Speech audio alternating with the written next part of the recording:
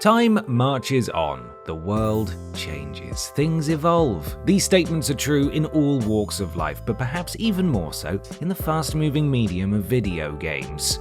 Developers have far more advanced technology at their disposal today than they had in the past, and their audience has changed substantially. As such, certain genres are bound to get left behind, and old people, like me, are left to lament such losses in videos like this one. Of course, it's not all doom and gloom. Evolution can be a good thing. In fact, many of these types of games actually spread their beautiful wings and developed into something different. And as long as there are indie developers around, no genre will ever truly die. Instead, it will just go missing from the mainstream, becoming a comfy niche for nostalgic or curious gamers to discover and snuggle up in. So, before the wide-open sandbox with RPG elements renders all other genres obsolete, let's take a misty-eyed look at some game genres that we don't see very much anymore.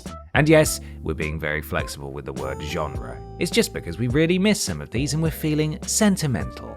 I'm Ben from TripleJump, and here are 10 dead or dying video game genres. Number 10. Light gun shooters.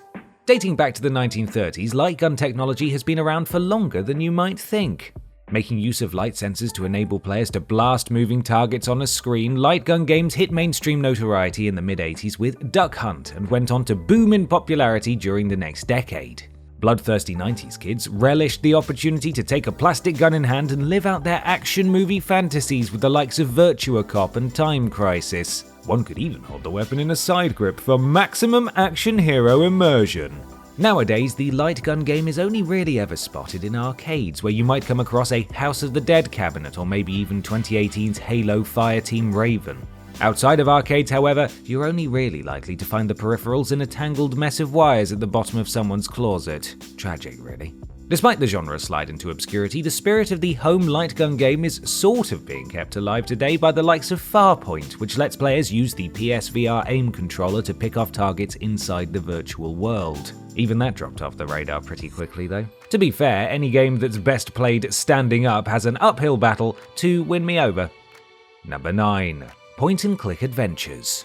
Remember the sequel to Grim Fandango? Of course not, it never happened because the point-and-click genre died. Filled with clever puzzles, deep stories, and sumptuous animation, these titles were a great alternative for gamers looking for a more thoughtful experience with a bit of substance. Whether you were enjoying the dark humor of Discworld, partaking in a bit of verbal dueling in The Secret of Monkey Island, or being soothed by George Stobbart's dulcet tones in Broken Sword Shadow of the Templars, there really was something for everyone. The genre wasn't perfect though, and it was infamously plagued by esoteric puzzles that relied entirely on trial and error. One example is the plot-important key lodged in an electrified subway rail in 1999's The Longest Journey. The answer is clear, right? Poke at it with something wooden? Hook it with a magnet taped to a broom handle? Nope. You have to fashion a clamp on a string device that is activated by a deflating rubber duck. Obviously. Despite these nonsensical mind-benders, the genre was a beautiful showcase for interactive fiction, but it sadly fell by the wayside as technology progressed. Recent attempts to revive the genre have slipped into obscurity too, and with Telltale now defunct, although hopefully returning soon, it looks like point-and-click adventures are relegated to the sidelines. Broken Sword? More like Broken Heart. Number 8. Interactive movie games. QuickTime events, as with most other controversial gaming tropes, are not inherently evil in themselves. If you're the type of gamer who does find them difficult to tolerate, however, then you might want to skip these games entirely. Imagine, if you will, a game that's basically one long QTE from beginning to end. Are you having nightmares yet? The likes of Dragon's Lair and Road Avenger, or Road Blaster if you want to get arcade about this, only barely qualify as games at all. But this lack of interactivity did mean that developers could really go to town on the graphics. These experiences were about as close as you could get to actually playing a cartoon from the era. A cool one as well, like Mask or Dungeons & Dragons or something. The genre was somewhat necessarily put to bed once graphical advances meant that games could look as good as cartoons while having actual gameplay. While FMV games still exist today, interactive movie games are probably the one genre on this list that really is consigned to the past for good, although its influence will likely be felt for generations to come. Number 7. Text-based adventures. Were you disgusted that the scouring of the Shire was omitted from the Return of the King movie? Did you insist that Tyrion Lannister should have been far uglier than the dashing Peter Dinklage? Well, we might have the ideal genre for you. Text-based adventures give you all that good video game stuff such as choice and interactivity, but it's presented in text only, meaning that everything looks, sounds, and feels precisely how you imagine it. Most definitely a product of the very early days of gaming before things like graphics had been invented, the player interacted with the game entirely by typing in various commands. These games could even be played by multiple players online using early dial-up connections, meaning that they're a precursor to the modern MMO. How's that for pedigree? The name text-based adventure even stuck around into the early years of graphics, so long as the interactivity was handled through text input. Notable examples include the likes of Zork, in which players had the opportunity to be eaten by a grue, and the Oregon Trail, in which players had the opportunity to die of dysentery. Choices. Primitive games, I'm sure you'll agree, but there is still a market for them out there, and enthusiasts are developing them to this day. Unfortunately, though, reading is for nerds, so I'll be giving them a miss. I'm sure you'll understand. Number 6. Vehicular combat games. Let's make something clear straight away. Vehicular combat games and the still popular kart racing genre are very different. Causing an opponent to spin out with a banana peel in Mario Kart is not the same as mercilessly whipping a fellow rider with a chain until they fall from their bike and collide from oncoming traffic in Road Rash. Understood? Good.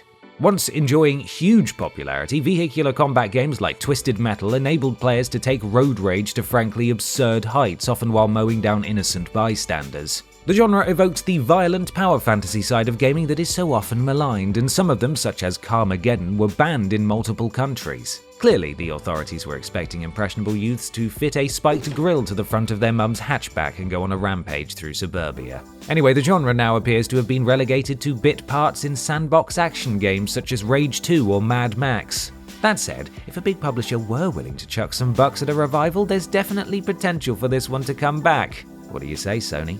Twisted Metal for PS5? Tie into that TV show? Get cracking then. Number 5. Peripheral-based rhythm games.